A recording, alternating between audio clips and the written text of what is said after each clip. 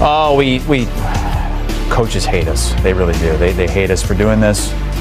Relationships have been ruined. The coaches aren't the ones paying attention to this. Oh, you don't think coaches pay attention to hot seat meters and hot seat rankings? Are you kidding me? Are you kidding me? I could be wrong. You are out of your gourd. But I do love talking about it and analyzing it, and it makes me very happy. I'm just glad I don't have to assign a number. That is going to be Bryant McFadden's job. We should make you, though. No.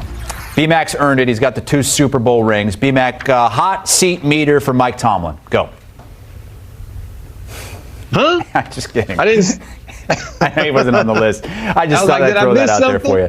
Let's start with the Giants. Brian Daboll, 9 wins in year 1, 6 wins in year 2. Now 3 wins this season heading into the final game. Seems like a good time to maybe start over with somebody else because you're going to have a top draft pick and you need a quarterback. What's the hot seat ranking for him? 1 to 10, 10 being the hottest. Unfortunately for Brian Daboll, I think his seat is probably at an 8. And the reason why is because they've been an extremely disappointing team, Chris. Before that surprising win against the Colts last Sunday, they were in the midst of a 10-game losing streak. It felt like the effort was in question. Over the last 5+ years, there's been musical chairs at the head coaching position. So until they find a way to get that spot right, along with the personnel side of things in terms of the GM, they're going to continue to be a letdown in terms of what their fans expect. So, like I said, I think he's a heck of a coach, but I think his time potentially may be done there with the Giants. So I say 8. Giants finishing up in Philadelphia on CBS, 1 o'clock Eastern on Sunday. Let's stay in that division.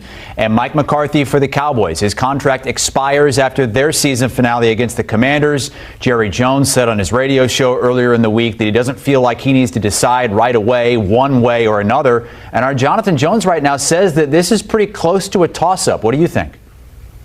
I don't think it should be a toss-up, Chris, and here's why. In terms of his meter, I say best case scenario, worst case scenario 1, which means his seat isn't hot at all, and it shouldn't be. And here's why. When you lose your franchise quarterback, the Buccaneers, think about that. When you look at those teams finding a way to beat 2 teams that are legit playoff caliber teams with high-level play at the quarterback position, it tells me that he's found a way to keep this locker room intact.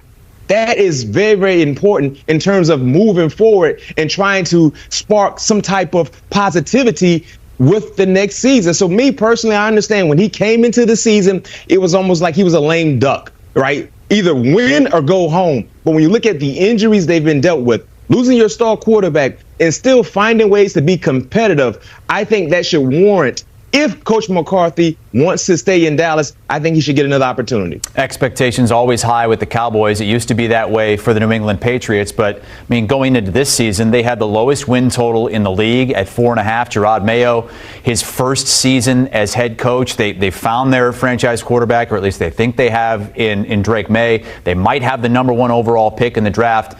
Why is Jerod Mayo on the proverbial hot seat right now with a team that just didn't have many expectations?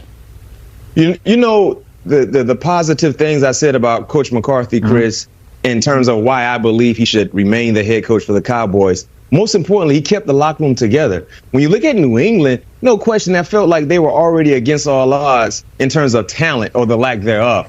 But the locker room seems to be gone, right? And that's hard to really fathom in terms of Jerod Mayo not only playing for the organization. I mean, I wouldn't be surprised to see them cut ties with Jerod Mayo. Their last win happened in early November against the Chicago Bears in the midst of a 6-game losing streak. And it's safe to say they probably may lose this weekend as well. And that's the game the fans actually want them to lose, because if they lose, that guarantees them the first overall selection for the upcoming draft this season. But it's been a big time disappointment, and we felt like it would be an issue in terms of an uphill battle. But just the lackluster performances in terms of effort and competing has really been alarming for the Patriots. And that's why I believe when you look at Jerod Mayo, I have him listed as a 7 in terms of his hot seat. There is a job in that division that's already open, the Jets. That joins the Saints and the Bears with head coaching vacancies right now. And it seems like of all of the coaches that we're talking about here who are still coaching, the one in Jacksonville is the one most likely to be done. That's Doug Pederson. Is this as clear-cut as it comes? What's your ranking for him? 10. His seat is hibachi hot. It's extremely hot. When you look at when he jumped, and allegedly they paid him so. But what we've seen from him has been disappointment. What we've seen from the entire coaching staff led by their head coach and Doug Pederson has been a disappointment as well. It's been a total letdown with the Jacksonville Jaguars. When you look at the personnel they've had, they've allowed a team in the Houston Texans to surpass them in their division. The same can be said for the Indianapolis Colts with everything that has been going wrong for them within their organization. So when you look at the Jacksonville Jaguars, having talent there, having a quarterback in place, but for whatever reason, they cannot win ball games, and they found every way possible within the losing book to lose a ball game. It's safe to say his hot seat number is set at 10. Okay, so that's the only one over an 8 so far. We only have one more left for you, B-Mac, and it's Antonio Pierce. And first full season as a head coach, but there's been a change. Tom Brady is now part of that ownership group. What is your rating for Antonio Pierce, and how much of this has to do with Tom Brady being involved?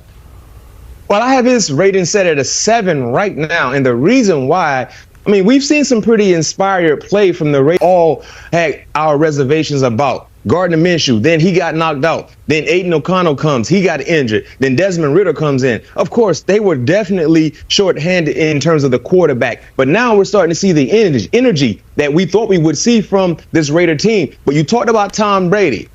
Hopefully there's no spite with Tom Brady with Antonio Pierce going back to his playing days, because you remember the New York Giants did have some postseason success against Tom Brady when he's with the Patriots. But in all seriousness, I think Tom Brady will do his due diligence in identifying what they want this team to look like. Because one thing we know for sure, they're going to address the quarterback position this upcoming season via the draft or via free agency. And whoever that head coach is, I think it's super important for that head coach to have a hands-on relationship with whoever the quarterback is to be able to get the most out of that said position. And what better individual within that organization than Tom Brady that understands and knows what a young quarterback needs to be able to flourish, to be at his best. Raiders have gone from the top of the draft to number 8 in the pecking order, and they're at home against the Chargers as they look to win their 3rd straight game to finish the season and maybe finish out Antonio Pierce's tenure as head coach. B-Mac, thank you. Movie camera, hey,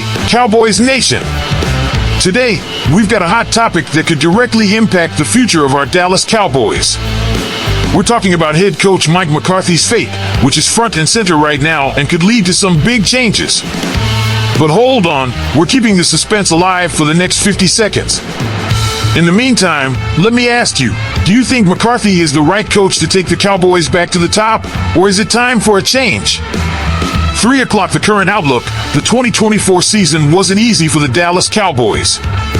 With a performance that fell short of expectations and yet another year away from the Super Bowl, rumors about Mike McCarthy's future have been swirling.